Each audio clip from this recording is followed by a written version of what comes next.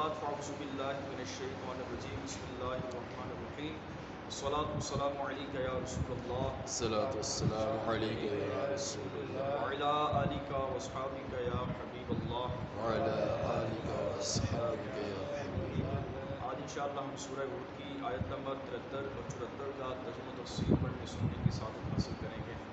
اعوذ باللہ من الشیطان الرجیم بسم اللہ الرحمن الرحیم قالوا اتعجبین من امر اللہ رحمت اللہ وبرکاتہ علیکم اہل البیت انہ حمید مجید۔ ترجمہ کنز العرفان۔ فرشتوں نے کہا کیا تم اللہ کے کام پر تعجب کرتی ہو اے گھر والو، تم پر اللہ کی رحمت اور اس کی برکتیں ہوں، بے شک وہی سب خوبیوں والا اور عزت والا ہے۔ فرشتوں کے کلام کے معنی یہ ہے کہ اے سارہ رضی اللہ تعالی عنہا، آپ کے لیے تعجب کا مقام نہیں، کیونکہ آپ کا تعلق اس گھرانے سے ہے جو معجزات عادتوں سے ہٹ کر کاموں کے سر انجام ہونے، اللہ تعالیٰ کی رحمتوں اور اس کی برکتوں کے نازل ہونے کی جگہ بنا ہوا ہے۔ حضرت ابراہیم علیہ السلام کی زوجہ حضرت سارہ رضی اللہ تعالی عنہا نے جب بیٹے کی آمد کی خوشخبری سنی تو آپ کو اس پر تعجب ہوا کہ میری عمر 90 سال اور ابراہیم علیہ السلام کی عمر 120 سال ہے، اس عمر میں ہمارے ہاں اولاد کیسے پیدا ہوگی؟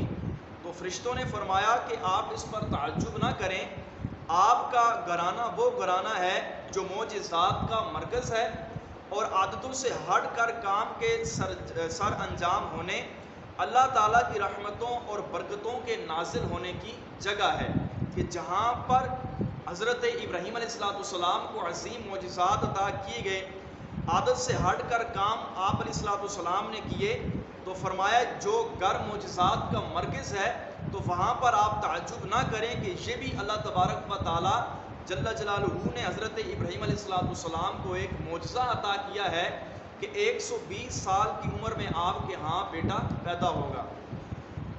اس آیت کریمہ سے ایک بات یہ ثابت ہوئی کہ نبی کی جو ازواج ہوتی ہیں وہ نبی کی اہل بیت میں داخل ہوتی ہیں، جیسا کہ ہمارے ہاں یہ مشہور ہے کہ 5 لوگ حضرت فاطمہ الزہرا، امام حسن و حسین، مولا علی، یہ 4 اور 5ویں سرکار علیہ السلام کے یہ 4 لوگ نبی پاک علیہ السلام کے اہل بیت ہیں، جبکہ آپ علیہ السلام کی دیگر ازواج محتارات بھی سرکار دو عالم صلی اللہ علیہ وسلم کے اہل بیت میں داخل ہیں، جو قرآن کریم میں فرمایا قُلْ لَا أَسْأَلُكُمْ عَلَيْهِ أَجْرًا إِلَّا الْمَوَدَّةَ فِي الْقُرْبَى۔ تو قربا کے اندر جہاں پر امام حسن و حسین، حضرت فاطمہ الزہرا، علی المرتضیٰ ہیں، وہیں پر نبی پاک علیہ السلام کی ازواج محتارات بھی آپ کے اہل بیت میں داخل ہیں۔ اس آیت کریمہ سے یہ ثابت ہوا کہ انبیاء کرام کی ازواج محتارات اہل بیت میں داخل ہیں، کیونکہ حضرت سارہ رضی اللہ تعالی عنہا کو اہل بیت کہا گیا۔ فرمایا وبرکاتہ علیکم اہل البیت، تو فرشتوں نے حضرت سارہ کو حضرت ابراہیم علیہ السلام کے اہل بیت کہا، لہٰذا حضرت عائشہ صدیقہ رضی اللہ تعالی عنہا اور دیگر ازواج مطہرات نبی پاک علیہ السلام کے اہل بیت میں شامل ہیں۔ نیز صحیح بخاری، صحیح مسلم کی ان حدیث سے بھی ثابت ہوتا ہے کہ نبی پاک علیہ السلام کی ازواج مطہرات آپ علیہ السلام کے اہل بیت میں داخل ہیں۔ حضرت انس رضی اللہ تعالی عنہ فرماتے ہیں نبی پاک علیہ السلام نے حضرت زینب بنت جحش رضی اللہ تعالی عنہا کا ولیمہ گوشت اور روٹی سے کیا۔ آپ علیہ السلام نے مجھے بھیجا کہ لوگوں کو کھانے کے لیے بلاؤں، میں بلانے گیا تو میرے ساتھ کچھ حضرات آئے، وہ کھا کر چلے گئے، پھر کچھ حضرات تشریف لائے اور وہ بھی کھا کر چلے گئے، چنانچہ اسی طرح جنہیں میں بلاتا رہا وہ آتے رہے اور کھا کر جاتے رہے، یہاں تک کہ اب مجھے بلانے کے لیے کوئی بھی شخص نہ ملا۔ آپ علیہ السلام نے فرمایا کھانا اٹھا کر رکھ دو۔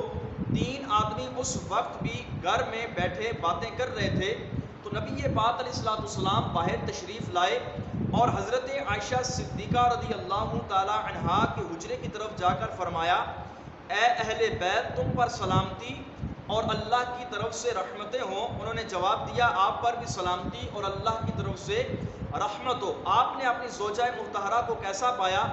اللہ تعالیٰ آپ کو ان میں برکت عطا فرمائے۔ پھر آپ علیہ السلام باری باری ازواج مطہرات کے پاس تشریف لے گئے اور ان سے بھی یہی فرماتے رہے جو حضرت عائشہ سے فرمایا اور وہ بھی اسی طرح کے جواب عرض کرتی رہیں جس طرح حضرت عائشہ نے کیا تھا۔ تو اس سے پتہ یہ چلا کہ ازواج محتارات نبی پاک علیہ الصلوۃ والسلام کی اہل بیت میں داخل ہیں، کہ خود آپ علیہ الصلوۃ والسلام اپنی ازواج محتارات کے پاس جاتے رہے اور فرماتے رہے کہ اے اہل بیت تم پر سلامتی ہو۔ یہی حدیث چند الفاظ کے ساتھ صحیح مسلم میں بھی موجود ہے۔ اس میں یہ ہے کہ لوگوں کو کھانا کھلانے کے بعد نبی پاک اپنی ازواج مطہرات کے پاس تشریف لے گئے اور ہر ایک سے فرمایا تم پر سلامتی ہو، اے اہل بیت تم کیسے ہو؟ انہوں نے عرض کیا یا رسول اللہ ہم خیریت سے ہیں، آپ نے اپنی زوجہ مطہرہ کو کیسا پایا؟ تو نبی پاک نے ارشاد فرمایا کہ بہت اچھا پایا۔